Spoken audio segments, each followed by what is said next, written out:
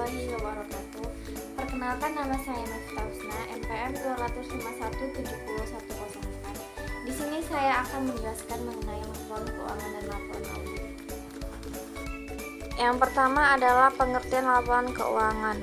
Secara umum, laporan keuangan adalah laporan yang berisi pencatatan uang dan transaksi yang terjadi dalam bisnis, baik transaksi pembelian maupun penjualan, dan transaksi lainnya yang memiliki nilai ekonomi dan moneter. Laporan keuangan dibuat untuk mengetahui kondisi finansial perusahaan secara keseluruhan, sehingga para stakeholder dan pengguna informasi akuntansi bisa melakukan evaluasi dan cara pencegahan dengan tepat dan cepat jika kondisi perusahaan mengalami masalah atau memerlukan perubahan. Jenis-jenis laporan keuangan. Yang pertama adalah laporan laba rugi. Laporan laba rugi adalah laporan finansial perusahaan yang dibuat untuk mengetahui pengeluaran dan pemasukan bisnis secara jelas. Isi dari laporan ini adalah data-data pendapatan sekaligus beban yang ditanggung oleh perusahaan. Laporan laba rugi ini dibuat untuk menjelaskan kondisi keuangan perusahaan pada periode tertentu. Laporan yang dikerjakan pada akhir tahun dan akhir bulan sesuai ketentuan di perusahaan tersebut. Terdapat dua jenis laporan laba rugi yang biasa digunakan oleh bisnis. Yang pertama adalah single step dan kedua adalah multi step. Jenis laporan keuangan yang kedua adalah laporan arus kas. Laporan arus kas atau yang biasa dengan cash flow ini sendiri dapat diartikan sebagai catatan keuangan yang berisi informasi tentang pemasukan dan pengeluaran selama satu periode. Laporan arus kas juga harus dibuat oleh akuntan atau bagian finance. Setelah itu diserahkan kepada pihak stakeholder agar ditindaklanjuti untuk memastikan semua pos pengeluaran dan pemasukan berjalan dengan baik. Jenis laporan yang ketiga ialah laporan perubahan modal. Laporan perubahan modal atau ekuitas adalah satu jenis laporan keuangan yang penting terutama untuk perusahaan publik. Jenis laporan keuangan yang ketiga adalah laporan perubahan modal. Laporan perubahan modal atau ekuitas adalah salah satu jenis laporan keuangan yang penting bagi perusahaan publik. Tujuan dibentuknya adalah memberi laporan mengenai perubahan modal kerja dan membuat ikhtisar dari investasi dan dana yang dihasilkan di dalam satu periode serta aktiva pembayaran. Jenis laporan keuangan yang keempat adalah laporan neraca. Laporan neraca atau balance sheet biasanya terdapat beberapa informasi mengenai akun-akun aktiva serta hal-hal yang menjadi kewajiban perusahaan dalam satu periode. Dalam penerapannya, laporan neraca terdapat dua macam, yaitu bentuk stafel atau vertikal, serta bentuk kontrol atau horizontal.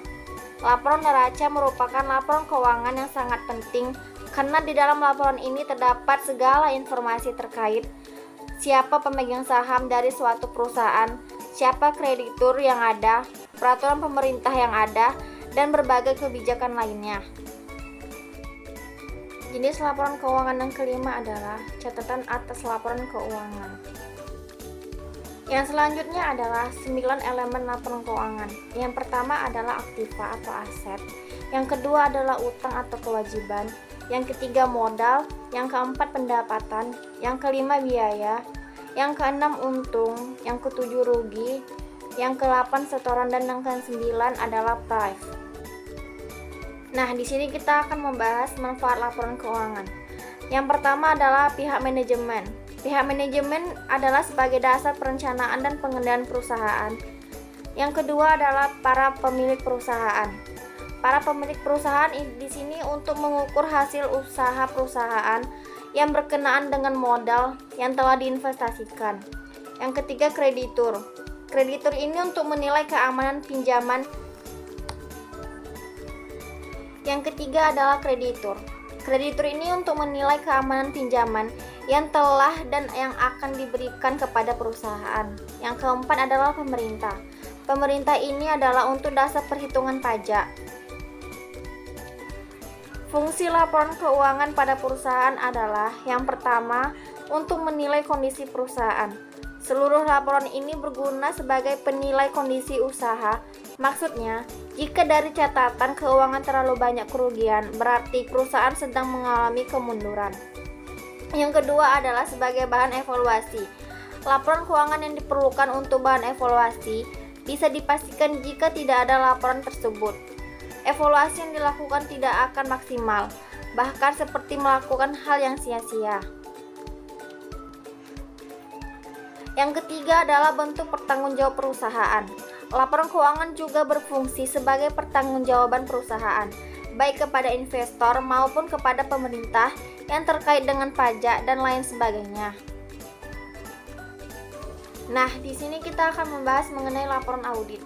Laporan audit adalah laporan yang berisi opini audit yang dikeluarkan oleh auditor independensi setelah melakukan pemeriksaan atas laporan keuangan entitas dan laporan yang terkait. Fungsi laporan audit adalah, laporan audit ini digunakan oleh banyak pemangku kepentingan termasuk manajemen entitas, dewan direksi, pemegang saham, investor, badan pemerintah, bank, dan banyak lainnya. Dalam kebanyakan kasus, laporan audit dikeluarkan untuk mencakup laporan keuangan selama 12 bulan atau periode 1 tahun.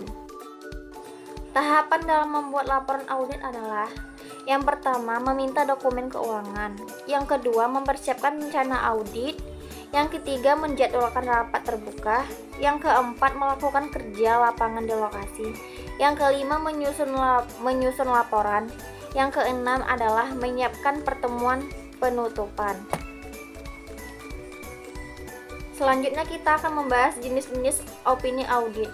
Yang pertama adalah opini wajar tanpa pengecualian. Yang kedua, opini wajar dengan pengecualian. Yang ketiga, opini wajar tanpa pengecualian dengan paragraf penjelas.